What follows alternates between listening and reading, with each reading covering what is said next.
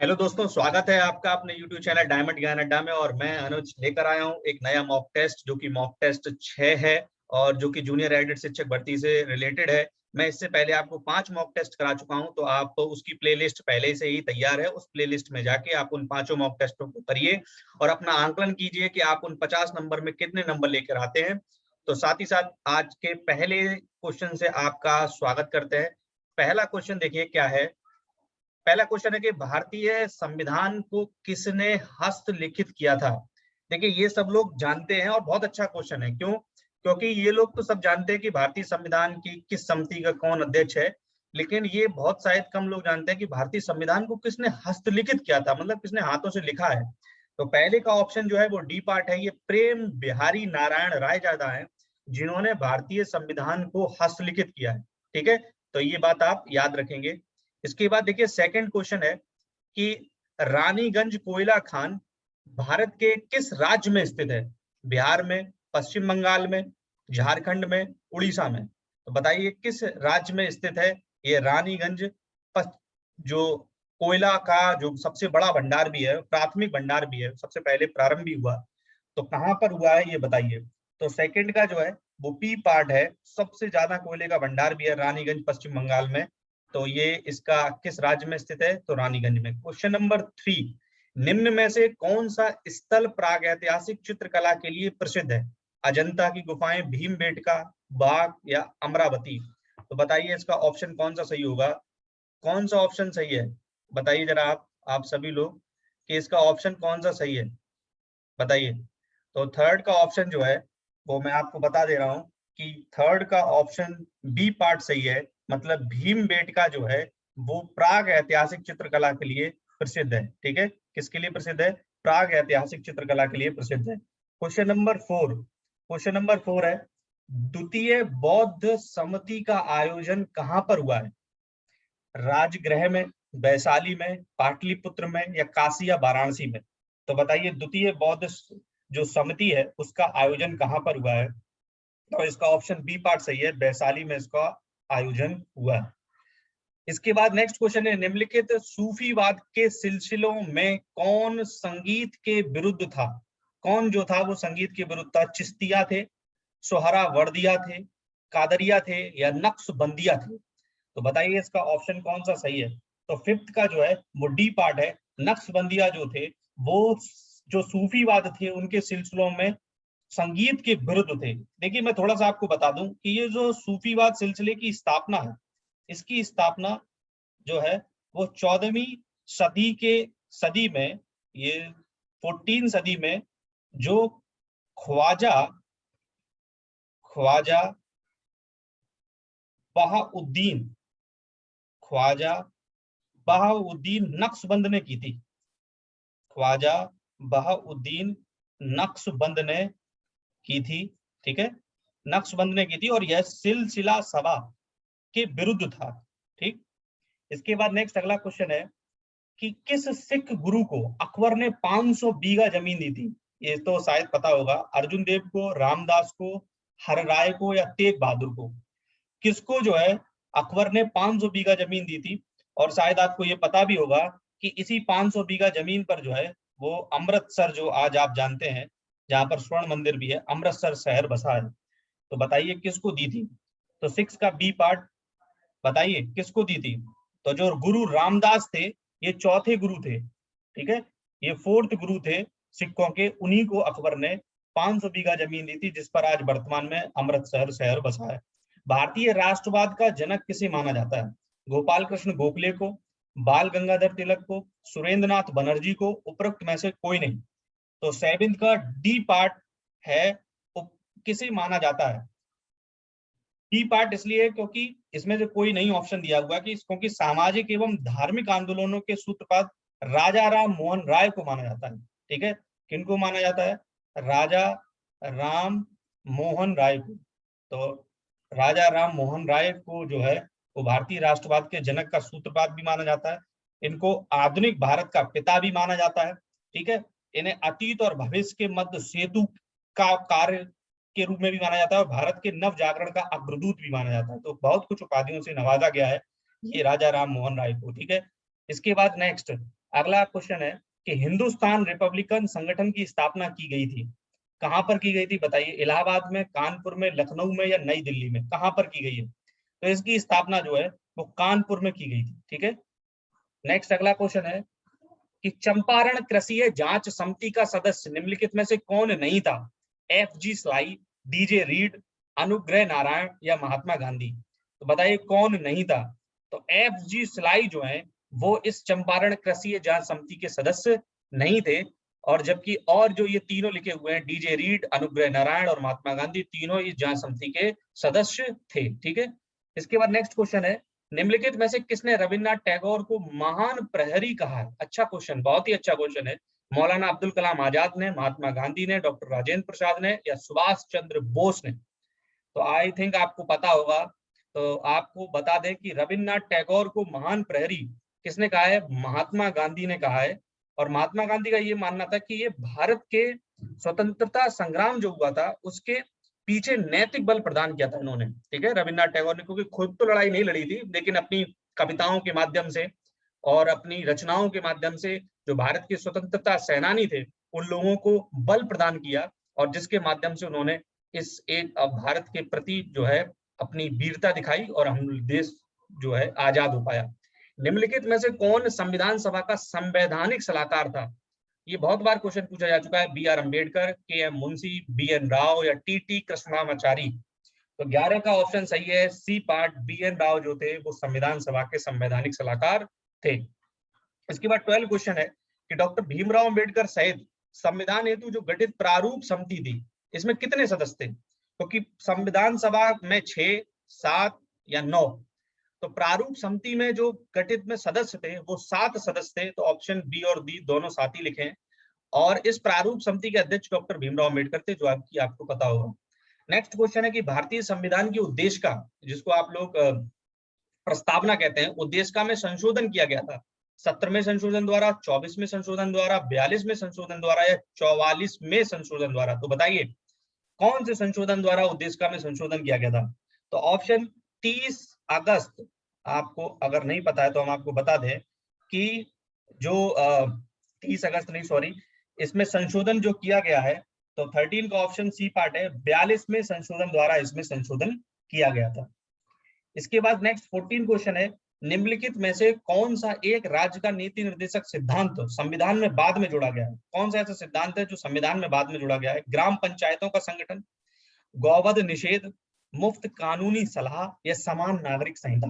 तो बताइए कौन सा कानून जो है वो बाद में जोड़ा गया सिद्धांत ऐसा? तो 14 का सी पार्ट, मुफ्त जो कानूनी सलाह है वो संविधान में बाद में जोड़ी गई है। और इसके पीछे अगर बात करते हैं कि मुफ्त कानूनी सलाह जो है वो राज्य का नीति निर्देशक सिद्धांत संविधान में बाद में जोड़ा गया है, क्योंकि 42वें संविधान संशोधन 1976 में भाग 4 में, ठीक है, भाग 4 में, और अनुच्छेद की अगर बात करें तो अनुच्छेद 39 का में, ठीक है, ये समान न्याय और निःशुल्क विधिक सहायता प्रदान करने का जो प्रावधान है वो किया गया है। नेक्स्ट अगला क्वेश्चन है कि निम्नलिखित में से कौन भारत की लोकसभा और राज्यसभा की संयुक्त बैठक को बुलाता है? कई बार आ चुका कि लोकसभा और राज्यसभा अगर दोनों की संयुक्त बैठक है तो उसको कौन बुलाता है? भारत का राष्ट्रपति, भारत का उपराष्ट्रपति, लोकसभा अध्यक्ष और प्रधानमंत्री। तो आपको पता होगा कि भारत का राष्ट्रपति जो है वो 15 का ये पार्ट सही है, इसको दोनों सदनों को बुलाता है और जिसकी अध्यक्षता लोकसभा अध्यक्ष करता है। ठीक है, इसके बाद नेक्स्ट अगला क्वेश्चन है, निम्न में से कौन सा चुनाव निर्वाचन आयोग द्वारा संपादित नहीं किया था? देखिए अच्छा क्वेश्चन है, जिसे निर्वाचन आयोग संपादित नहीं करता, लोकसभा का, राज्यसभा का, राष्ट्रपति का या स्थानीय निकायों का? तो बताइए 16 का ऑप्शन कौन सा सही है जिसको चुनाव निर्वाचन आयोग नहीं करता? तो इसका मतलब आपको अभी पता होगा कि जो स्थानीय निकाय होते हैं इनको चुनाव निर्वाचन आयोग नहीं करता है, जबकि इनको राज्य का निर्वाचन आयोग करता है। ठीक है, इसके बाद नेक्स्ट अगला क्वेश्चन है 17 कि भारत का सबसे बड़ा केंद्र शासित प्रदेश जो कि क्षेत्रफल की दृष्टि से है वो कौन है? अंडमान निकोबार, जम्मू कश्मीर, लद्दाख है या चंडीगढ़ है? तो बताइए सबसे बड़ा केंद्र शासित प्रदेश जो कि क्षेत्रफल की दृष्टि से हो तो वो जम्मू कश्मीर है। ठीक है, इसके बाद देख अगला नेक्स्ट क्वेश्चन है कि संविधानेतर अधिकार का अर्थ है, संविधानेतर अधिकार का अर्थ क्या है? कि वह शक्ति जो संविधान की सीमा का अतिक्रमण कर लेती है, वह व्यक्ति जिसे संविधान के अंतर्गत असाधारण शक्ति प्राप्त हो, या वह शक्ति जो संविधान सम्मत नहीं है, वह अधिकारी जिसमें आपातकाल की घोषणा होने पर राज्य की समस्त शक्ति निहित हो। तो बताइए ऑप्शन कौन सा सही है। अच्छे से सोचिए, समझिए, और अगर आपको वीडियो अच्छी लगती है तो जरूर लाइक करते रहिए, और अगर आपको कोई भी अपने आंसर में अंतर होता है तो उसको कमेंट बॉक्स में जरूर कमेंट करिए, और अपने नंबर जरूर कमेंट बॉक्स में कमेंट किया करिए, ताकि पता चलता रहे कि आप कर भी रहे हैं या सीरियस हैं या भी नहीं। ठीक है, तो इसका ऑप्शन सही है 18 का सी पार्ट की वह शक्ति जो संविधान सम्मत नहीं है। इसके बाद अगला क्वेश्चन है, निम्नलिखित में से किस तट से भारत का औसत समुद्र तल नापा जाता है। कहां से भारत का जो है औसत समुद्र तल नापा जाता है, कि कितनी ऊंचाई पर भारत का समुद्र तल विद्यमान है। मुंबई से, चेन्नई से, कोचीन से, या विशाखापट्टनम से। तो 19 का बी पार्ट सही है, चेन्नई से भारत का औसत समुद्र तल नापा जाता है। नेक्स्ट अगला क्वेश्चन है कि यमुना नदी का उद्गम स्थान है चौखंबा, बंदरपुछ, नंदा देवी या नीलकंठ। देखिए अच्छे अच्छे लोग जो है यमुना नदी का उद्गम स्थल यमुनोत्री ही पढ़ लेते हैं, उसके बाद भूल जाते हैं, जबकि अब देखिए ये क्वेश्चन यमुनोत्री नहीं लिखा है यहाँ पर, तो इसलिए आपको पूर्ण रूप से जानकारी होनी चाहिए कि यमुना नदी यमुनोत्री हिमनद के बंदरपुछ, ये चोटी है, बंदरपुछ चोटी के पास से उद्गमित होती है। ठीक है, इसके बाद नेक्स्ट अगला क्वेश्चन है कि चित्रकूट जलप्रपात स्थित है। चित्रकूट जलप्रपात कहाँ पर स्थित है, कि चित्रकूट में, बस्तर में, जबलपुर में, या बांदा में। तो बताइए कहाँ पर स्थित है। तो ये छत्तीसगढ़ राज्य के, ये कहाँ पर स्थित है, इसका आंसर मैं आपको बता दूं तो ये बस्तर जिले में स्थित है। और बस्तर जिला कहाँ, ये छत्तीसगढ़ राज्य है, और छत्तीसगढ़ राज्य में बस्तर जिले में इंद्रावती नदी, ठीक है, इंद्रावती नदी है, उस इंद्रावती नदी पर जलप्रपात स्थित है। ठीक है, इसके बाद देखिए नेक्स्ट अगला क्वेश्चन है 22, 1818 ईस्वी में पहला सूती वस्त्र कारखाना निम्न क्षेत्र में शुरू हुआ। कहां पर हुआ, पश्चिम बंगाल में फोर्ट ग्लास्टर में, महाराष्ट्र के मुंबई में, गुजरात के अहमदाबाद में, या उत्तर प्रदेश के कानपुर में। तो बताइए कहां पर शुरू हुआ है। तो 22 का ऑप्शन ए पार्ट सही है, पश्चिम बंगाल में फोर्ट ग्लास्टर में जो है वो पहला सूती वस्त्र कारखाना स्थापित हुआ है। ठीक है, इसके बाद नेक्स्ट अगला क्वेश्चन है कि एक भारहीन गुब्बारे में 200 ग्राम जल भरा गया है, इसका जल में भार होगा। अच्छे से सोचिए, विज्ञान के भी क्वेश्चन आने हैं, इसलिए विज्ञान के क्वेश्चन है। तो शून्य होगा, या 100 ग्राम होगा, या 200 ग्राम होगा, या 400 ग्राम होगा। बताइए कितने ग्राम होगा उस गुब्बारे का वजन जल में। तो देखिए आप सीधी सी बात समझ सकते हैं, एक आपने जरूर नियम पढ़ा है जिसे उत्प्लावन बल का नियम भी कहते हैं। तो आपने ये देखा है कि जब भी कोई वस्तु जल में या आंशिक पूर्ण रूप से डुबाई जाती है तो उसके भार में कमी आती है, और यह आवासी कमी उसके द्वारा हटाए गए द्रव्य भार के बराबर होती है। तो चूंकि आपने देखा है कि जल में गुब्बारे का अगर भार निकालोगे आप, तो जल में गुब्बारे का भार बराबर क्या होगा, एक तो भार माइनस उत्प्लावन बल। ठीक है, उत्प्लावन बल। अब आप एक बात समझ सकते हो कि भार बराबर भार माइनस उत्प्लावन बल, तो भार जो है वो कितना है 200, और उत्प्लावन बल भी 200 लगेगा, तो इसका मतलब गुब्बारे का भार कितना आएगा 0। तो 23 का ऑप्शन जो है वो सही कितना है, ए पार्ट। इसके बाद देखिए नेक्स्ट क्वेश्चन है कि विद्युत चुंबकीय प्रेरण पर आधारित युक्ति कौन सी है। धारा मापी है, विभव मापी है, डायनेमो है, या पास्कल। जो विद्युत चुंबकीय प्रेरण के सिद्धांत पर कार्य करती है। तो बताइए ऑप्शन कौन सा इसका सही होगा। देखिए डायनेमो जो है, ऑप्शन सी पार्ट, डायनेमो जो है वो विद्युत चुंबकीय प्रेरण पर काम करता है। डायनेमो और जो विद्युत मोटर है, ये दोनों ही विद्युत चुंबकीय प्रेरण पर काम करते हैं। तो डायनेमो और विद्युत मोटर इसके ऑप्शन सही होंगे। नेक्स्ट अगला क्वेश्चन है कि भारी जल को कहा जाता है, क्या कहा जाता है, D2 कहा जाता है, D22 कहा जाता है, D2O कहा जाता है, या C2O कहा जाता है। तो आपको पता होगा D2O जो है वो भारी जल को कहा जाता है।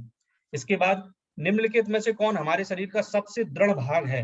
अस्थि है, डेंटिन है, सीमेंटम है, या दंत बल्क है। तो आप सबको पता है, ये ऑप्शन बहुत सरल भी है, कई बार पूछा जा चुका है एग्जाम में। दंत बल्क जो होता है, तो जो दांत के ऊपर परत चढ़ी होती है, वो सबसे ज्यादा कठोर भाग होता है। ठीक है, इसके बाद नेक्स्ट अगला क्वेश्चन है कि शरीर में लोहे की कमी से कौन सी बीमारी हो जाती है। ये भी कई बार आ चुका है, चाहे यूपी आप कह लीजिए टेट में आ चुका है, या हर कहीं ना कहीं कॉम्पिटेटिव एग्जाम में मिलता ही है। रिकेट्स, रक्त क्षीणता, स्कर्वी, या आदिर रक्तस्राव। तो सबको पता है, नाम जरूर अलग फॉर्म में लिखा हुआ है। तो रक्त क्षीणता, जिसको आप एनीमिया कहते हैं, वो एनीमिया जो होती है वो आयरन की कमी से ही होती है। ठीक है, और यह हीमोग्लोबिन तथा साइक्लोट्रोम जो है एंजाइम का महत्वपूर्ण घटक भी है।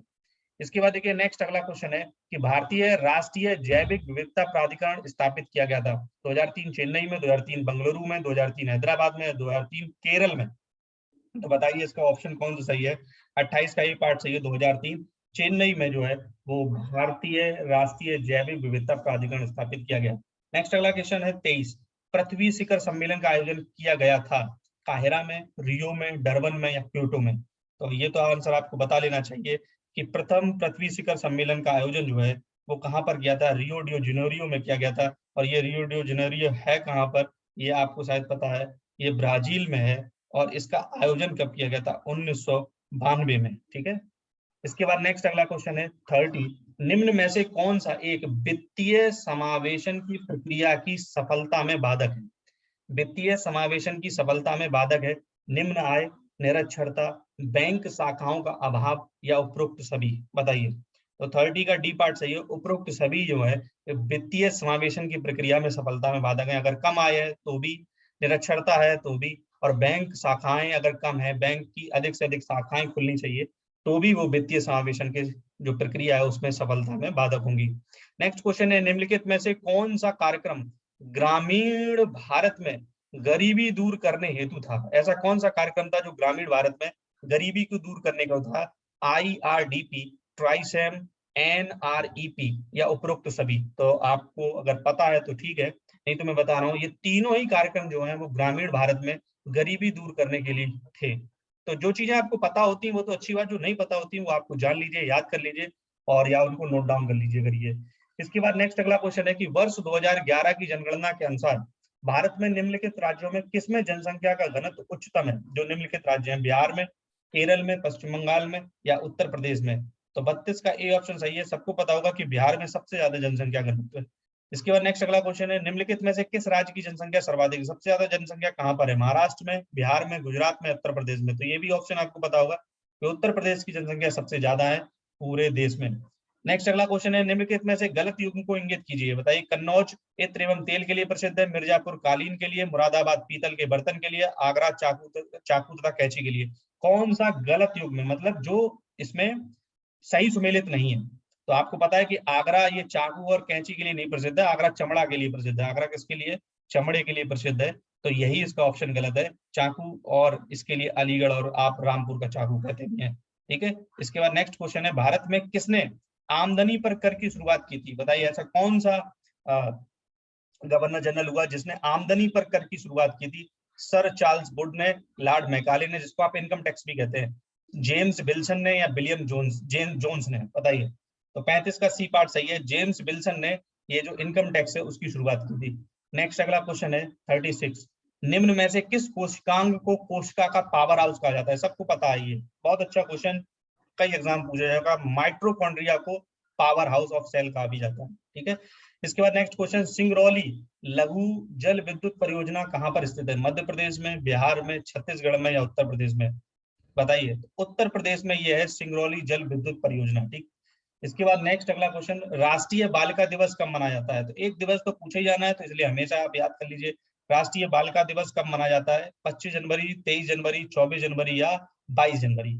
तो ये बनाया जाता है 24 जनवरी को राष्ट्रीय बालिका दिवस मनाया जाता है। इसके बाद नेक्स्ट क्वेश्चन है, 21 जनवरी 2021 को केंद्र सरकार द्वारा कौन आसियान में भारत के अगले राजदूत नियुक्त हुए थे? तो बताइए, कौन आसियान में भारत के अगले राजदूत नियुक्त हुए थे? तो रीवा गांगुली, मधु सिंह, राजीव भट्ट या जयंत एन खोबरागड़े? तो ये जयंत एन खोबरागड़े जो है वो भारत में आसियान के अगले राजदूत नियुक्त हुए थे। इसके बाद नेक्स्ट अगला क्वेश्चन है, हाल ही में एशिया सहयोग का वार्ता की जो 17वीं मंत्री स्तरीय बैठक वर्चुअल प्रारूप में कब आयोजित हुई?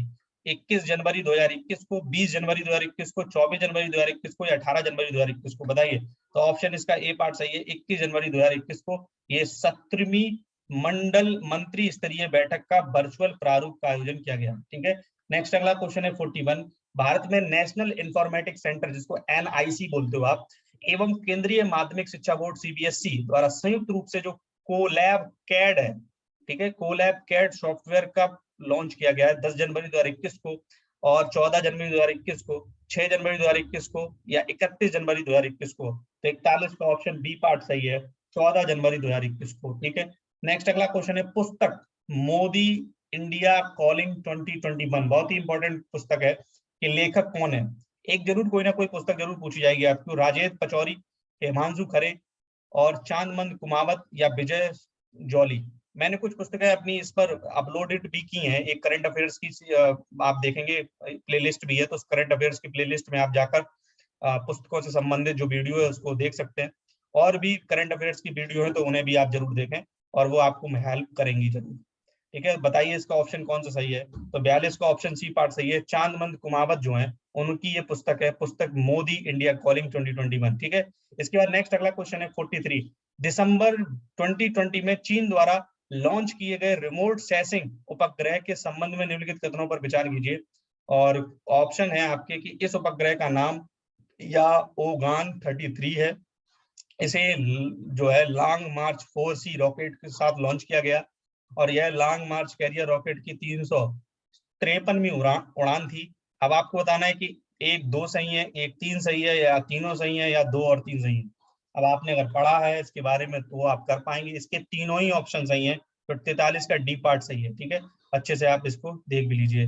नेक्स्ट अगला क्वेश्चन है, ये रीजनिंग का क्वेश्चन शुरू हो रहे हैं। दिए गए विकल्पों में से जो है वो संबंधित शब्द को चुनना है। भीम काय, बौना, प्रतिभाशाली। तो आप जानते हैं जो भीम काय शरीर वाले होते हैं वो अष्टपुष्ट शरीर होते हैं, और बौने जो होते हैं छोटे होते हैं। प्रतिभाशाली है, तो बताइए प्रतिभाशाली का क्या होगा। दुष्ट होगा, गुड़ी होगा, जड़मती होगा, या छोटा होगा। तो जड़ बुद्धि वाला होगा। ठीक है, तो जड़मती हो गया। इसके बाद देखिए नेक्स्ट अगला क्वेश्चन है कि यदि ये लिखा हुआ BOULDER को इस कोड भाषा में ये लिखा गया है, तो बताइए ELK को उसी कोड भाषा में क्या लिखा जाएगा। तो रीजनिंग के क्वेश्चन तो आपको आने ही है, और कोडिंग और डिकोडिंग जरूर आपसे पूछी जाएगी, तो ध्यान रखिए आप। तो 45 में आपका क्या हो रहा है, आप थोड़ा सा देखिए। देखिए आप अगर देखो तो B से 2 अगर कम करो, तो B से आप 2 कम करोगे, -2 हो रहा है सब में।